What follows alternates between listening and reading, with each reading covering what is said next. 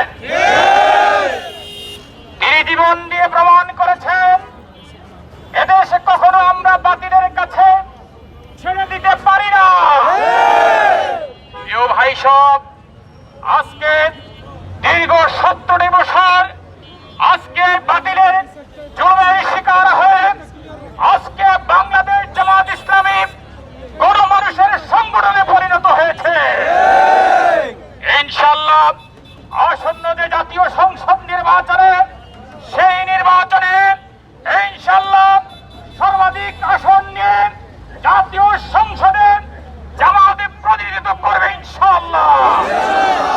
সমবেত ভাই সব, আজকে আমাদের এই গণমিছিলে উপস্থিত হয়েছেন নারায়ণগঞ্জ 3 আসনের গণমানুষের প্রিয় নেতা, ইসলামী ছাত্র শিবিরের সাবেক জেলা সভাপতি শ্রদ্ধেয় জনাব ডক্টর ইকবাল হোসেন ভূঁইয়া। সম্মানিত ভাইরা, আজকে এই পথসভায় তিনি কথা বলবেন। আমি সংক্ষিপ্তভাবে বলতে চাই, আমরা সুশৃঙ্খল ভাবে আজকে এই গণমিছিলে আমরা অংশগ্রহণ করব। আমাদের আদর্শিক স্লোগান দিয়ে আমরা মানুষের মন জয় করব এবং আমরা মাগরিব যেহেতু কাছাকাছি, সেই হিসাবে মিছিলে যারা অংশগ্রহণ করবেন আমি সবাইকে বলবো যে আমরা নেতৃবৃন্দকে ফলো করবেন। এ পর্যায়ে আপনাদের সামনে বক্তব্য রাখার জন্য অনুরোধ করছি বাংলাদেশ জামাত ইসলামী মনোনীত নারায়ণগঞ্জ 3 আসনের সংসদ সদস্য প্রার্থী জনতা জনাব ডক্টর ইকবাল হোসেন ভূঁইয়া। জনতা জনাব ডক্টর ইকবাল হোসেন ভূঁইয়া।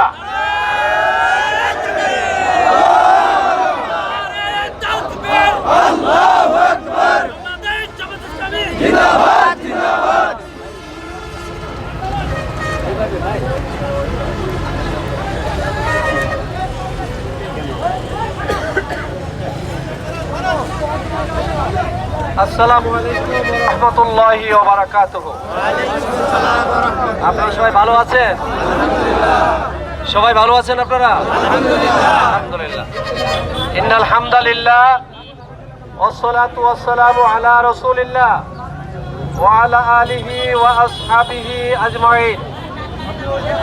আজকের সিদ্ধিরগঞ্জ থানার আজকের এই নির্বাচনী পথসভার সম্মানিত সভাপতি, বাংলাদেশ জামাত ইসলামী নারায়ণগঞ্জ মহানগরীর সম্মানিত সহকারী সেক্রেটারি জনাব মাওলানা জামাল হোসাইন, এখানে উপস্থিত আছেন সিদ্ধিরগঞ্জ উত্তর থানার সম্মানিত আমির জনাব মাওলানা মুস্তফা কামাল, এখানে উপস্থিত আছেন বাংলাদেশ জামাত ইসলামীর সিদ্ধিরগঞ্জ দক্ষিণ থানার আমির জনাব কফিল আহমদ, এখানে উপস্থিত আছেন সিদ্ধিরগঞ্জ পশ্চিম থানার আমির জনাব মাহবুব আলম, এখানে উপস্থিত আছেন সিদ্ধিরগঞ্জ পূর্ব থানার আমির জনাব আলী আক্কাস, উপস্থিত আছেন এই 3টি সাংগঠনিক থানার সম্মানিত নেতৃবৃন্দ, সম্মানিত তিনি ভাই সকল।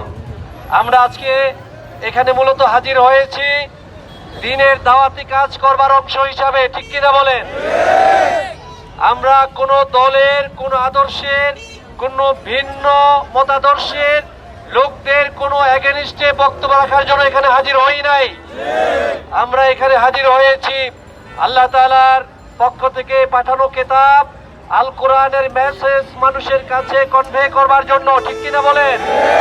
বিশ্বনবী সাইয়েদনা মুহাম্মদ সাল্লাল্লাহু আলাইহি ওয়াসাল্লামের উসওয়াতুন হাসানাকে মানুষের কাছে উপস্থাপন করবার জন্য আমরা হাজির হয়েছি এবং আগামী ত্রয়োদশ জাতীয় সংসদ নির্বাচনে অংশগ্রহণ করেছি দাঁড়িপাল্লা প্রতীকে শুধুমাত্র মানুষের কাছে দ্বীনের মেসেজ কনভে করার জন্য, শুধুমাত্র প্রিয় মাতৃভূমি বাংলাদেশে আল্লাহর আইন এর বিধানকে কার্যকরী করবার উদ্যোগ গ্রহণ করবার জন্য। অন্য কোনো উদ্দেশ্যে আমরা নির্বাচনে অংশগ্রহণ করি নাই। প্রিয় দিনী ভাই সকল, আমরা সিদ্ধিরগঞ্জ থানায় প্রায় 2,20,000-এর বেশি ভোট রয়েছে। সোনারগাঁও উপজেলায় প্রায় 4.5 লাখের বেশি ভোট রয়েছে। এই 6 লাখের কাছাকাছি ভোটারদের কাছে আমরা দ্বীনের মেসেজ উপস্থাপন করতে চাই এবং নারায়ণগঞ্জ 3 আসনের দাঁড়িপাল্লা প্রতীকের প্রতিনিধিকে আমরা আমিরে জামাতকে উপহার দিতে চাই ইনশাআল্লাহ। আমি আপনাদের সকলকে door to door, man to man, মহল্লায় মহল্লায়, পাড়ায় পাড়ায় ভোটারদের কাছে কাছে হিন্দু, বৌদ্ধ, খ্রিস্টান, মুসলিম বিভিন্ন দলে বিভক্ত সকল মানুষের কাছে দিনের দাওয়াত পৌঁছাবার জন্য, ঘরে ঘরে ভোটারদের সাথে কন্ট্যাক্ট করার জন্য উদাত্ত আহ্বান জানাচ্ছি। শুধু একটি কথা বলবো, নভেম্বর মাসে সংগঠনের পক্ষ থেকে ঘোষণা করা হয়েছে ইতিমধ্যেই গণভোট নিশ্চিত করার জন্য ইলেকশন কমিশনের কাছে পেশ করা হয়েছে, ইন্টারিম গভর্নমেন্টের কাছে লিখিত আবেদন করা হয়েছে। আমরা আশা করি আমাদের এই ভদ্র সংগঠনের, শালীন এবং সহনশীল সংগঠনের এই আবেদনকে তারা আমলে নেবেন, ঠিক কিনা বলেন? নভেম্বরের মাসের যে কোনো তারিখে গণভোট দেওয়ার জন্য উদ্যোগ গ্রহণ করবেন। আমি মসজিদে খেয়াল করেছেন ফেব্রুয়ারির মাঝামাঝি সময়ে নির্বাচন হবে কি হবে না, আমরা কনফিউশনে আছি এমন শব্দটা ব্যবহার করেছি।